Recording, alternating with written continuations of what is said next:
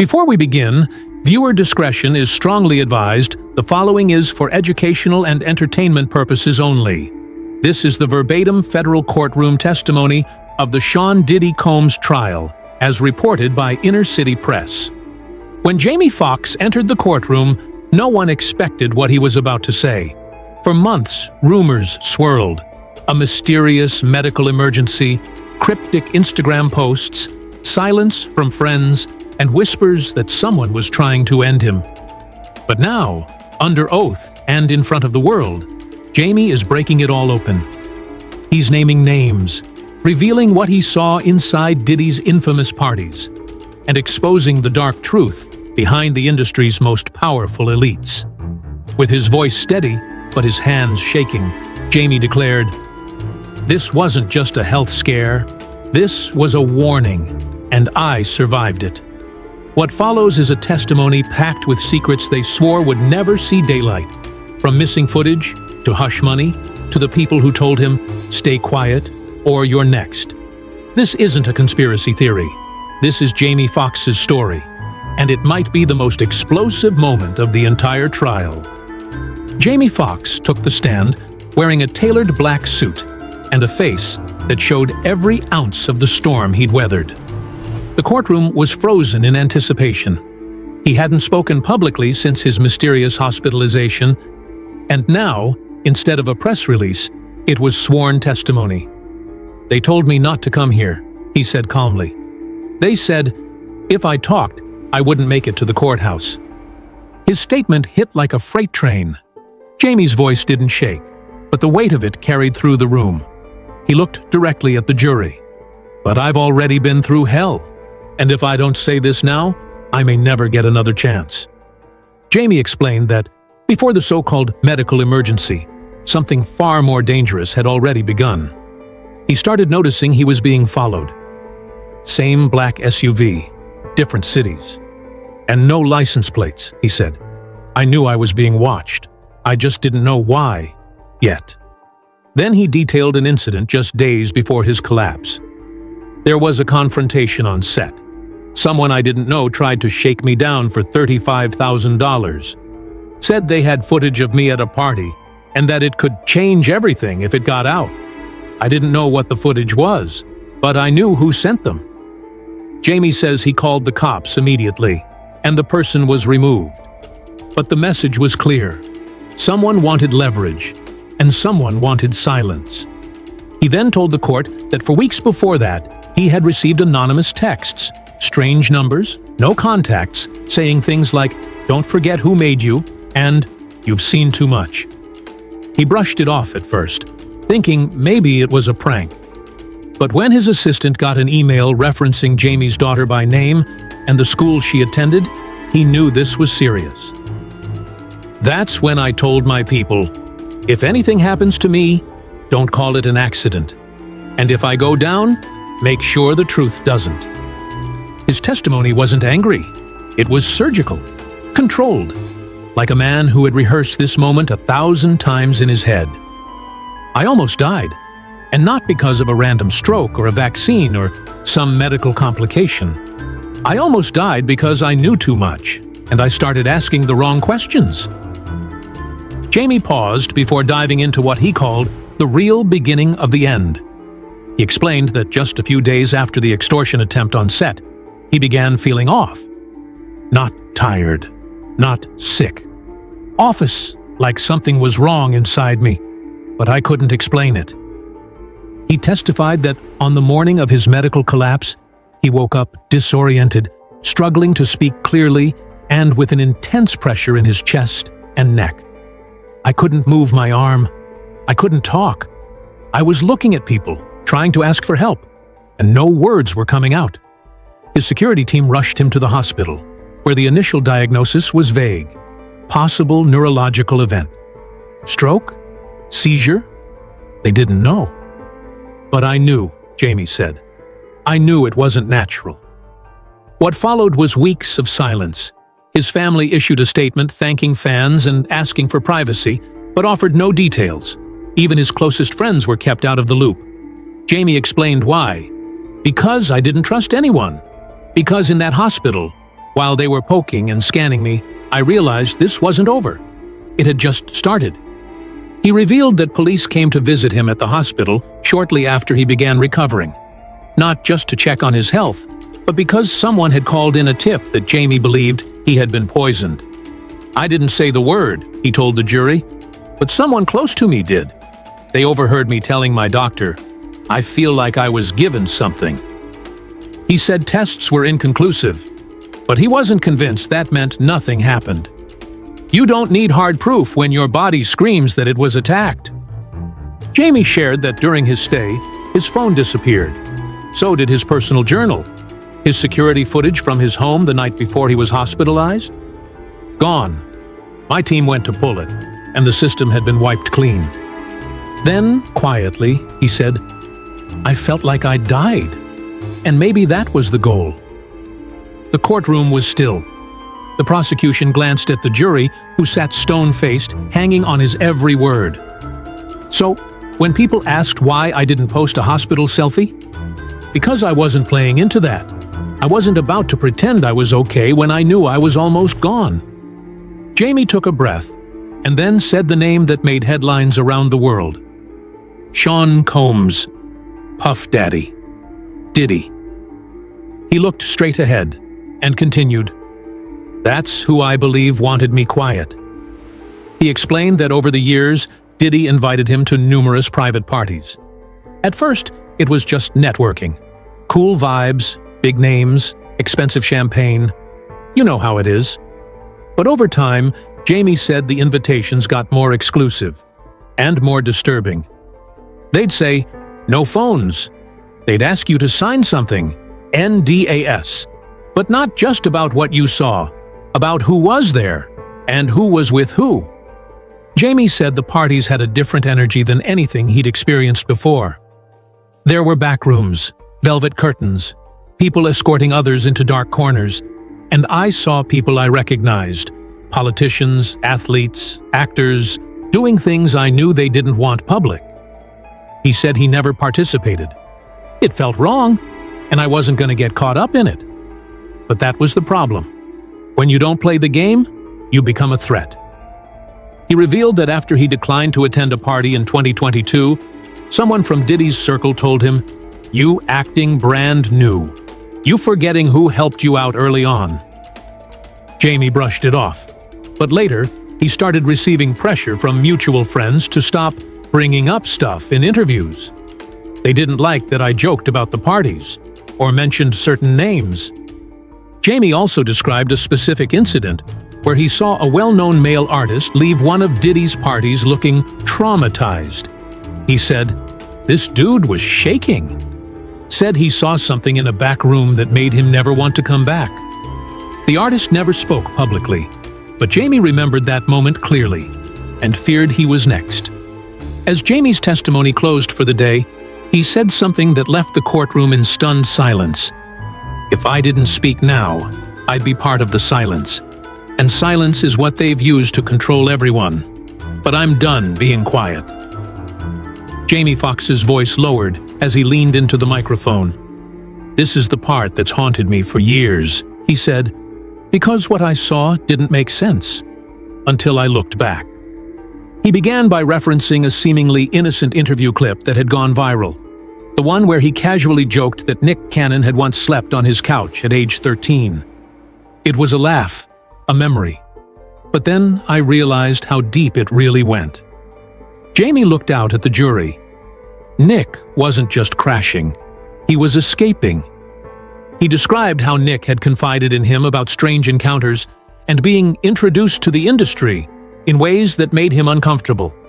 Jamie said, "Nick told me, 'You saved me, man. Your house was safe.' And that stuck with me." But what really made Jamie's testimony unforgettable was what came next, the moment he directly connected these stories to Diddy. Jamie claimed that several young artists, boys and girls, had passed through Diddy's homes over the years, some disappearing from the spotlight without explanation. You look back and realize they weren't rising stars, they were collateral. The implication was undeniable, that the grooming and exploitation extended far beyond parties.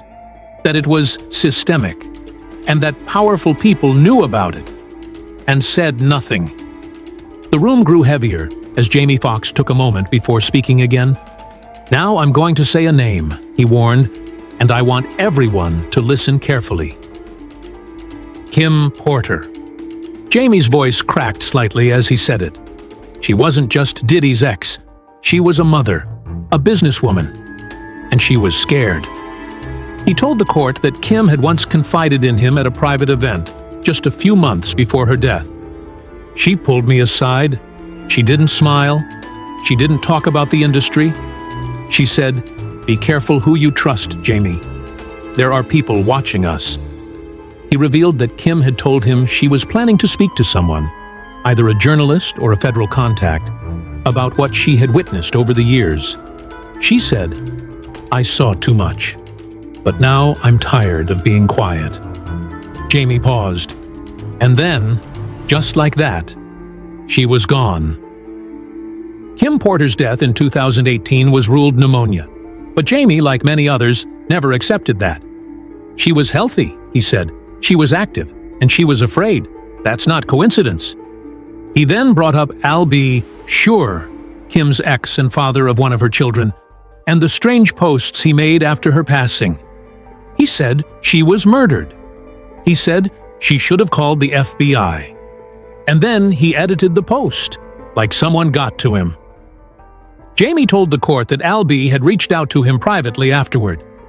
"He told me he didn't feel safe anymore, that things had been moved around in his home, that someone was watching him breathe." Jamie listed the names of others who had died suddenly in connection with Diddy. Heavy D. Andre Harrell. He said, "They're gone. And the only thing they all had in common, besides Diddy, is that they knew things they shouldn't have." He also revealed that two of Kim's closest friends had told him she kept a journal, one that documented conversations, events, and names. "That journal hasn't been found," Jamie said, "and I don't think it was lost. I think it was taken." The prosecution leaned forward. This was the moment they'd been waiting for. A bridge between suspicious deaths, a terrified woman, and a man with the power to bury it all.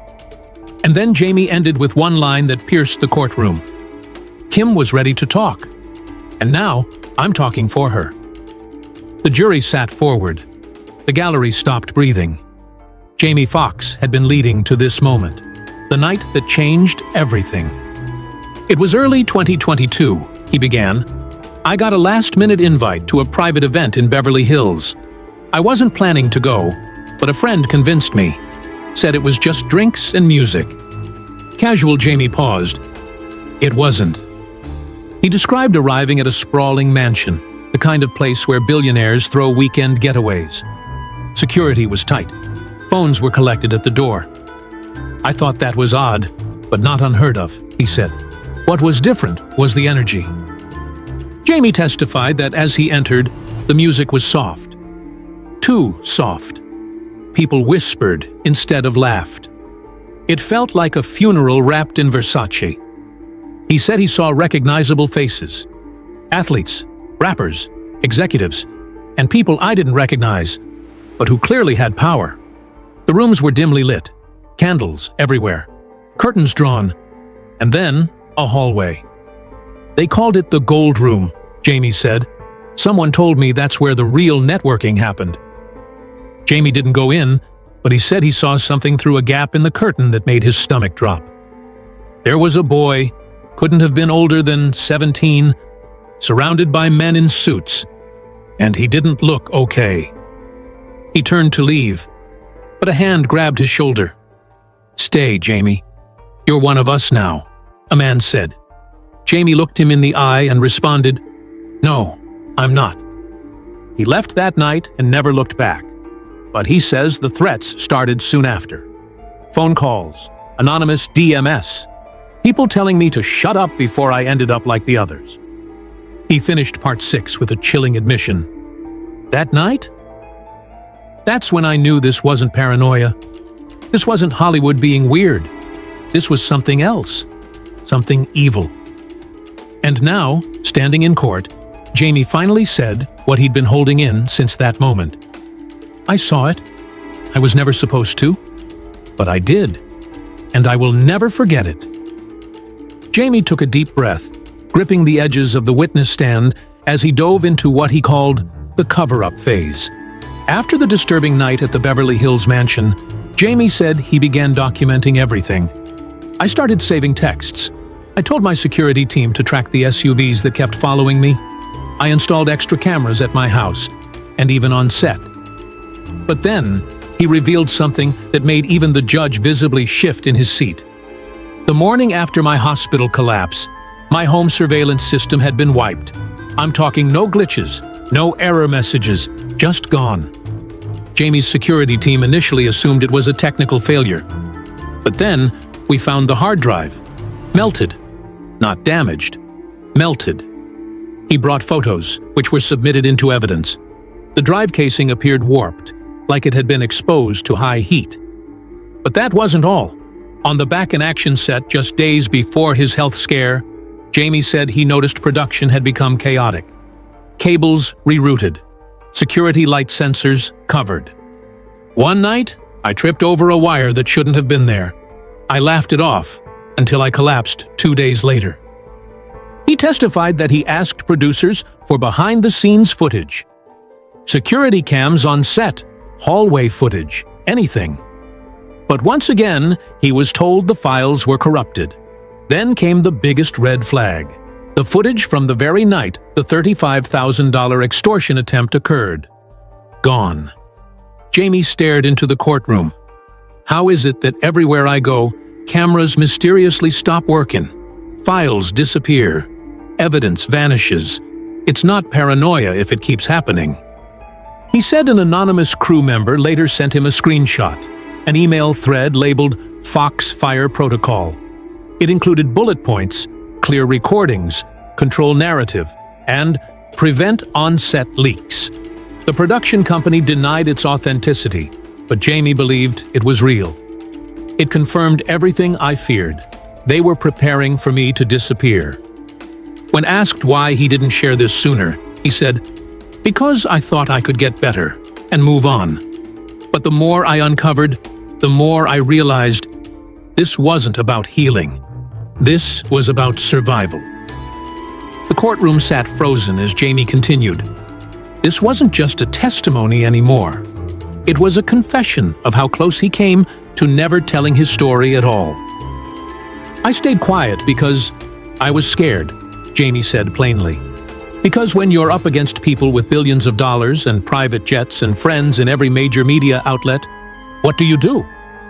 He admitted that after his hospitalization, he almost signed a document, an NDA that would have given him millions in hush money.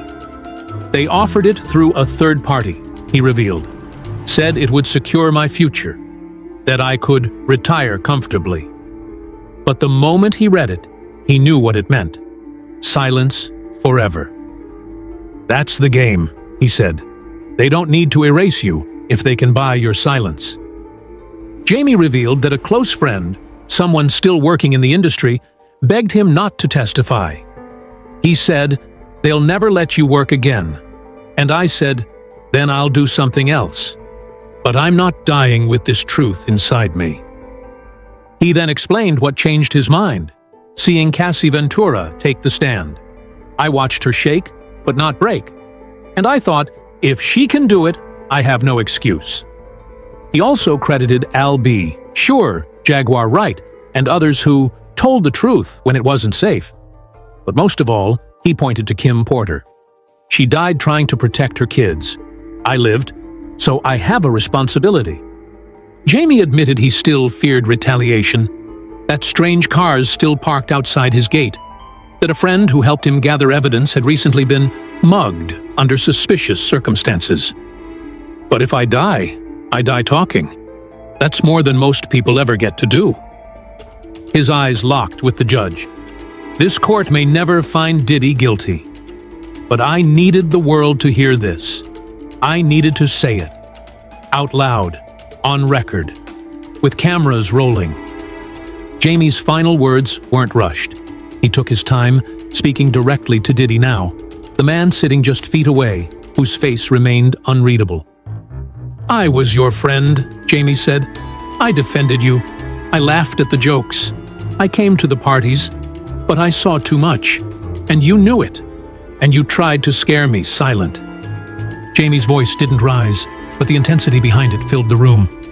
"You tried to erase me.